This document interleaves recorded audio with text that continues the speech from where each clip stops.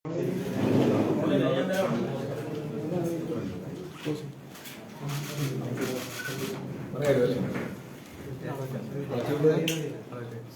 General secretary Sitaram Yechury ഇന്നിവിടെ മാധ്യമപ്രവർത്തകരോട് പാർട്ടിയുടെ വ്യത്യസ്ത മേഖലകളിലെ എന്നുള്ള വിഷയങ്ങളെക്കുറിച്ചുള്ള പ്രതികരണം രേഖപ്പെടുത്തുകയാണ്. അതിനുവേണ്ടി പാർട്ടി ജനറൽ സെക്രട്ടറി സീതാറാം യെച്ചൂരിയുടെ അഭ്യർത്ഥിക്കുന്നു.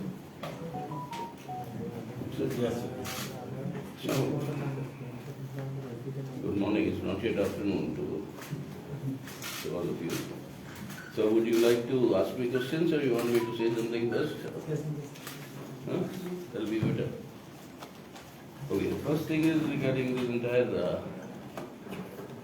inauguration of this Ram Mandir in Ayodhya. Now,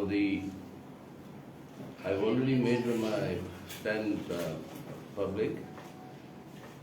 I was invited by one of the authorities who heads the construction of the temple, Mr. Nipendra Mishra, who was appointed by, he was accompanied or escorted by a VHP leader who came and delivered the invitation. At that time, I offered them tea or coffee. They declined, and the matter ended there.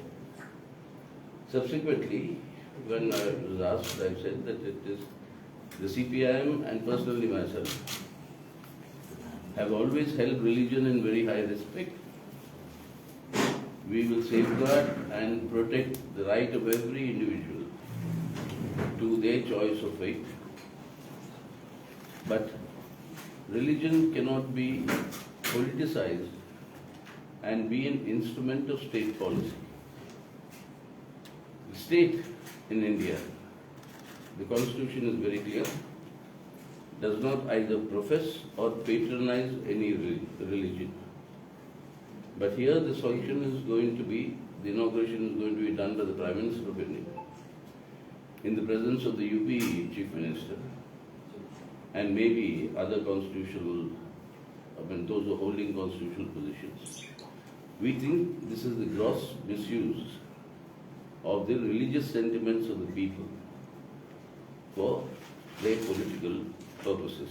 This is the open politicization of religion, which is not in consonance with the Constitution of India or the Supreme Court rulings. So we are very clear about it. So I very courteously regretted that I would not be able to accept the invitation. That is the first point. The second issue I'd like to mention is about this entire question of the latest Apple notifications, alert notifications that I had also received at that time.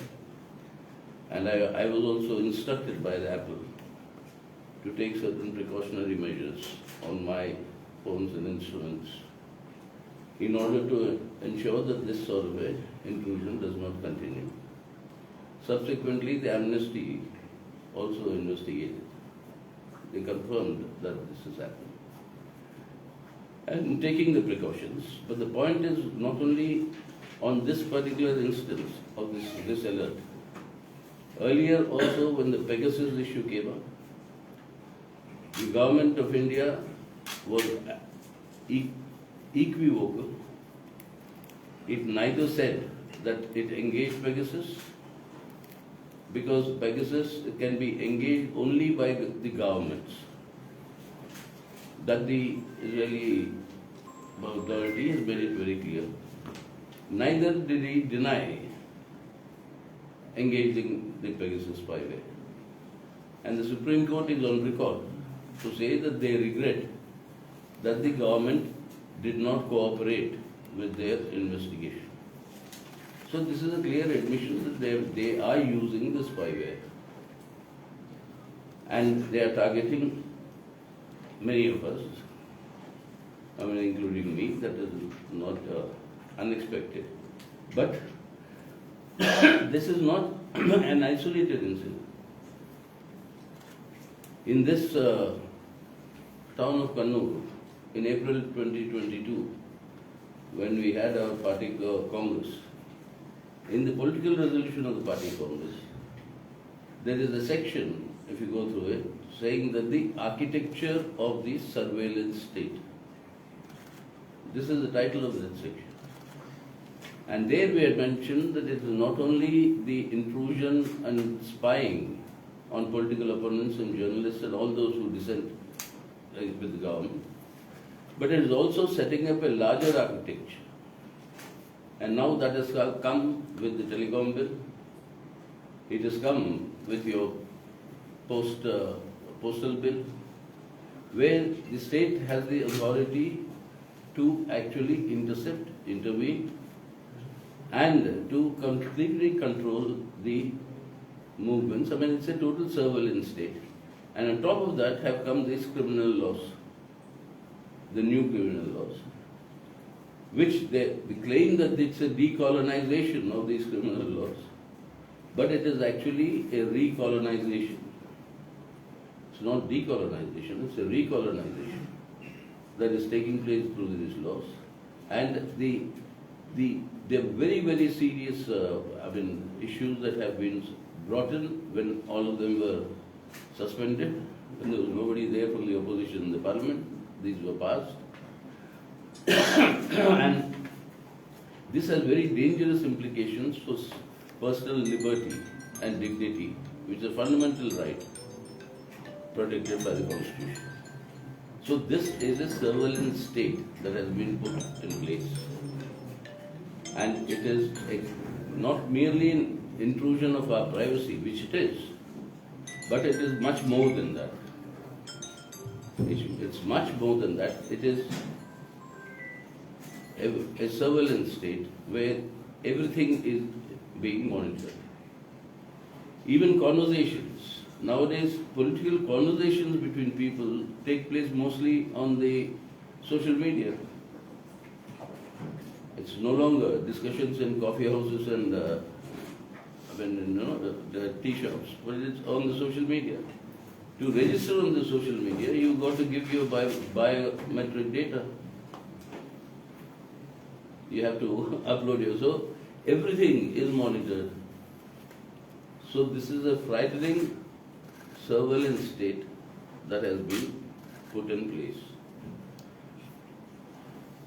The third aspect I would like to talk about is the fact that there is a lot of propaganda going on about India's economy, that it is a vibrant economy and that is growing. As far as the people are concerned, this has been a period, the last 10 years, the worst period in terms of their livelihood concerns.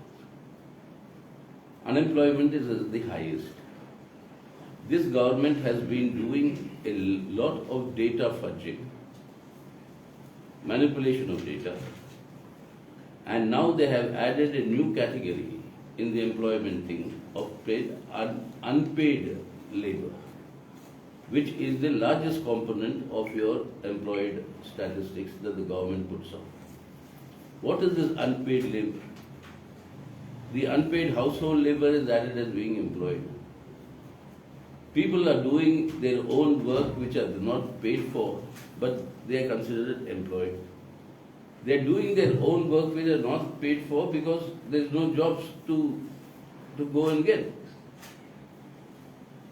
And therefore the demographic dividend that India has, that is being converted into a demographic liability.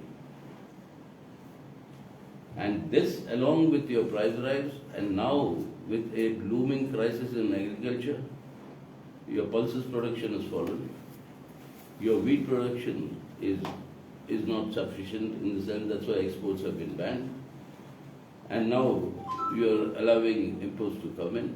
Now this is a very serious situation, and as far as industry is concerned, its inability to grow is because there is no domestic demand. People don't have the money or the purchasing power.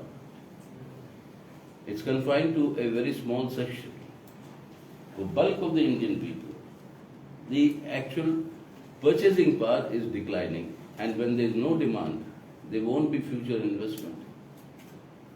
And the government's own projections for this fiscal year, the proposals for new investments, have come down by nearly more than 70%, both in the private and in the governmental sector. Your FDI in the last fiscal, they have estimated it to have declined by 74%. So in spite of all this, you have great bombastic claims that they are saying that we will be the third largest economy in the world in Mr. Modi's third term. That is his great propaganda. No, we will be the third largest GDP in the world in 2027 on the basis of the statistical growth of our GDP and the statistical growth of your now fourth countries. Their growth rate will be slower than our growth rate, which the government produces. And you had the same chief statistician of India, Mr. Pranab Sen, who is on record to say that these GDP figures are suspect and the way they are being calculated. But even by that calculation, if you go by that calculation, India doesn't require Mr. Modi to be the third largest GDP in the world in 2027. It will happen, whoever is the Prime Minister or whichever government is there. But the fact remains that in terms of per capita income, we are at number 142 out of 180 countries. We have the lowest per capita. You had the G20 summit. We have the lowest per capita income of all the G20 countries. We have the lowest HDI index rating of all the 20 countries. And we have the lowest labor force participation rate, which is when translated into unemployment, amongst all these 20 countries. That is the reality. Not one of the targets of Make in India campaign in the last 10 years, not one has been met. So the sum total of all these things, people's miseries are growing. And unemployment, price rise, hunger, etc. Global indices the government dismisses, saying that we won't accept them. And in this sort of a situation, the struggles of the working people, even in this period of the run-up to the elections, are bound to intensify. And that is something which will have an impact on the outcome of the 2024 elections. So these are the three main issues I want to raise before you. Now, if you want any questions. Regarding Pegasus, what is your next step? Huh? If your legal options are very limited. What? Regarding Pegasus. Pegasus? Yeah. What is your next step? What is the next? The Supreme Court, the government does not cooperate. And therefore, I mean, you have to take the precautions, and the Apple is given instructions of what precautions to be taken. And they're constantly updating their networks, their technology. So let us see what it is. But then the fact remains it's not only Pegasus. I said the whole architecture of the surveillance state. If not Pegasus, they have other methods now to find out what you are up to. You are saying that you and the opposition leaders and the journalists are targeted by central government through these Pegasus. That's your point. No, that is what is the point that the Apple alerts have shown. I didn't know that I was targeted till Apple alerted, saying that somebody has gone into it, and then it gave directions on what to do, how to protect, and they do their software updates in order to protect against this, which is what we'll have to follow. But in the case of Ramakshetra, Congress decided to attend the function. But in the Kerala unit, they don't even given an opinion, or they didn't reveal any decision about that. They are in a dilemma actually in Kerala. Then how can you see this difference of opinion between the side? I mean, I cannot solve other parties' dilemmas. No, it is up to them that they should decide.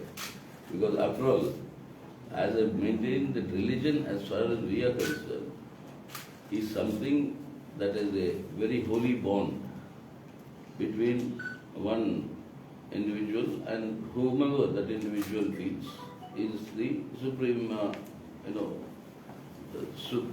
the supreme authority of this entire existence. Now that choice, like you put it in Sanskrit, is the Atman and the Brahman relationship. That is religion. That is a very holy, sanctified, relationship. Whom that Atman believes is the Brahman. It could be any religion, or it could be an atheist also. That is an individual decision of each individual, which we respect, which we protect. So it's for the other parties to decide. And I don't know who has been invited. From what I've been informed, that they have confined the invitations only to the national political parties, not invited others. That's what I was informed when I was given the invitation. So I don't know who's been invited and who's. So what will be the impact of this opening ceremony of this Ram Mandir? What will be the impact in Indian politics? They are, as I said, they are misusing and exploiting people's religious sentiments for their political objectives. That is what they want to maximize the impact. Any immediate impact in the coming parliament election or something like That's that? what they are doing all this with that aim, to try and gain in the parliament elections because of this. But I am sure anybody who is actually religious will also realize that their religious faith, this thing, is being exploited for a political gain. Have you any strategy to counter this? Any Sir? strategy you have formulated to counter this with type of propaganda? Well, strategy has to be a strict adherence to your secular principles. The strategy is very clearly saying that this constitution, on the basis of which even this government is in office, this constitution very clearly talks about the fact that secularism is the separation of religion from politics and from the state. All religions will be given their both respect and their legality to operate. That your constitution itself gives you the guarantee, the right to practice and profess and propagate your religion. That the constitution gives you the right. So in accordance with that, the country and politics must be run. So that is what, it has to be a strict adherence to secularism. You cannot combat this sort of a religious fundamentalism or this Hindutva offensive by being a soft Hindutva or a soft saffron approach. With the BJP firing from all guns, do you think the India alliance will be enough to counter them in the coming parliament elections? I think so. Unless they are, let us see how the things develop or unfold before 2024 election. But the India formation, today if you see actually the seats that were won by the BJP in the last election and the states where they won those maximum number of seats and the situation today, there is a very, very big difference that goes against the BJP in terms of arithmetic, political arithmetic. Whether it's in Karnataka, whether it's in even in North Indian states, whether it's in Maharashtra, whether it's in Bihar, in many of these states, the ground reality is such that for them to repeat, they have maximized the number of MPs in these states in the past, in the last election. That will not be the case now. So, the seat sharing, talks between the constituents of the India bloc, we had decided will take place state-wise, because each state has its own separate characteristic like in Kerala, it will be the UDF-LDF. Well, that is what keeps the BJP out of both But the still it is parliament not and the a, assembly. sir, but still it is not an alliance. They are Huh? still saying it's a bloc. Which one? This India is still not an alliance. Yeah, that is the law, because I mean, where is the alliance in Kerala?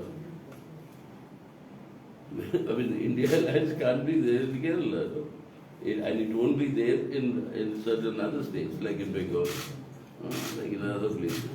So it is a constituents of the India combined. And therefore, state-wise, it will happen. Your neighbor, Tamil Nadu, there is a complete unity of secular forces. Here you have the UDF-LDF.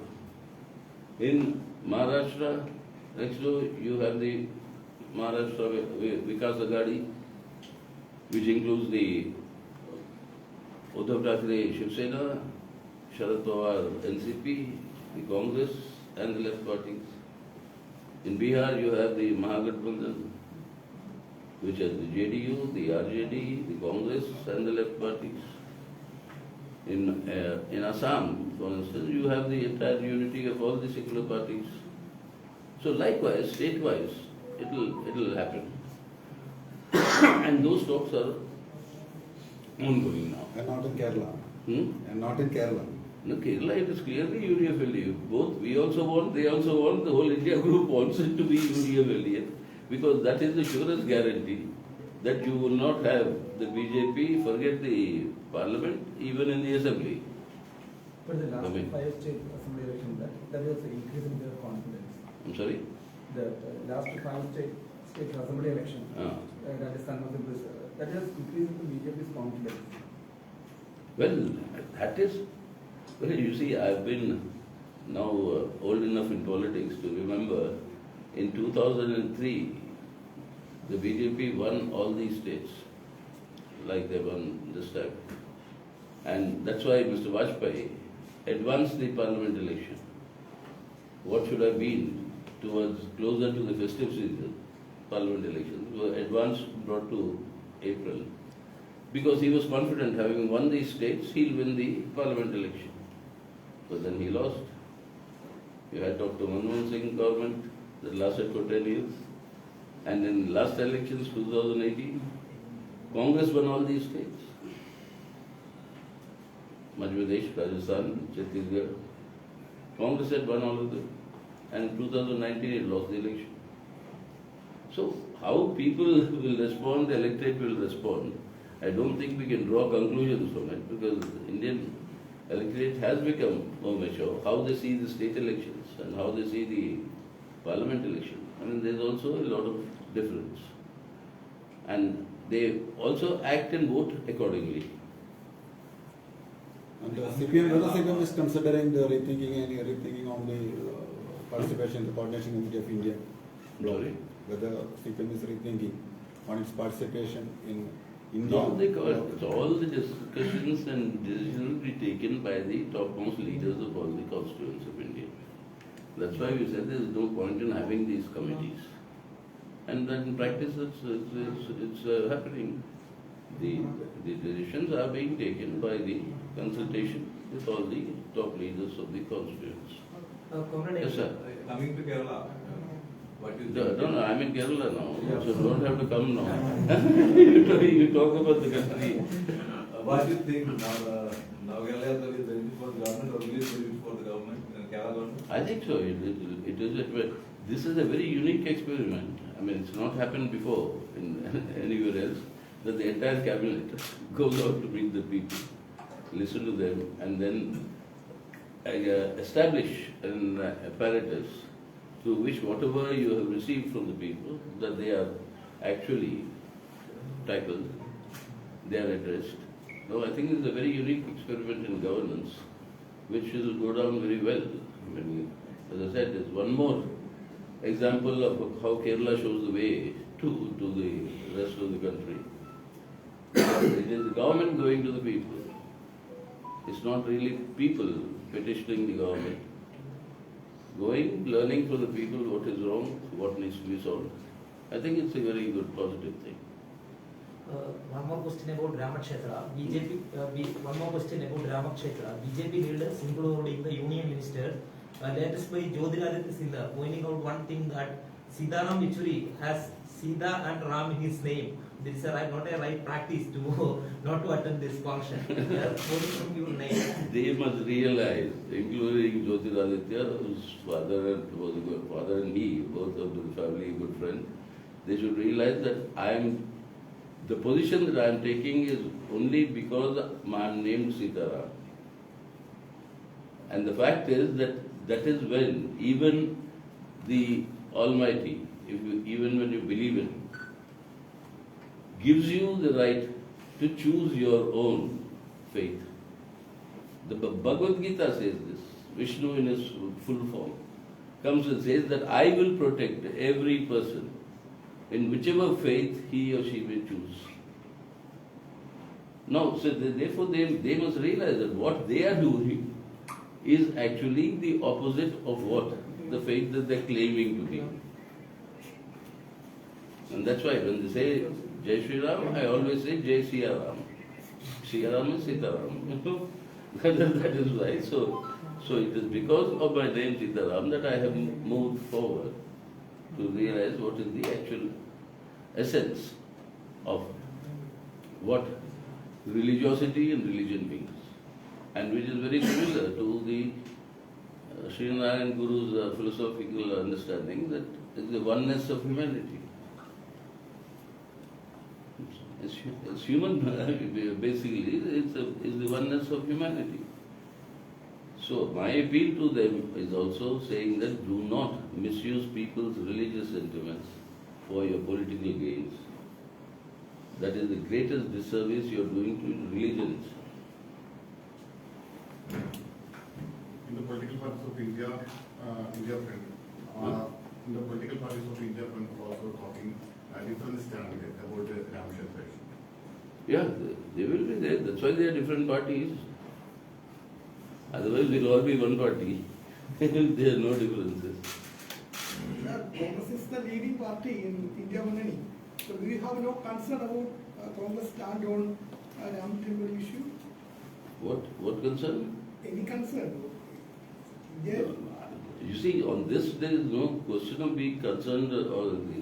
Every party has its right to decide on what should be its approach. We have decided on the basis of our understanding and our basis. So the other parties, they'll have to take the decision. And nobody should impose these decisions on anybody, unlike the BJP is doing. That should not be done. Okay? When we start Right. seed sharing talks, I'm sorry? when we start seed sharing talks, Huh? When will you are going to initiate the seat sharing process? It's going on. The talks are already on at state level. The talks are on, and I'm sure very shortly you will hear the results of it, and it will be state-wise, where we'll be fighting what. In Bengal, will there be any understanding with Mamata? No. As that way you said, in Bengal, it's the Congress left and secular forces against, to defeat the BJP and against Mamata. There's a very high anti-incumbency against Mamata. If everybody unites, the advantage goes to the BJP. Okay? Thank you.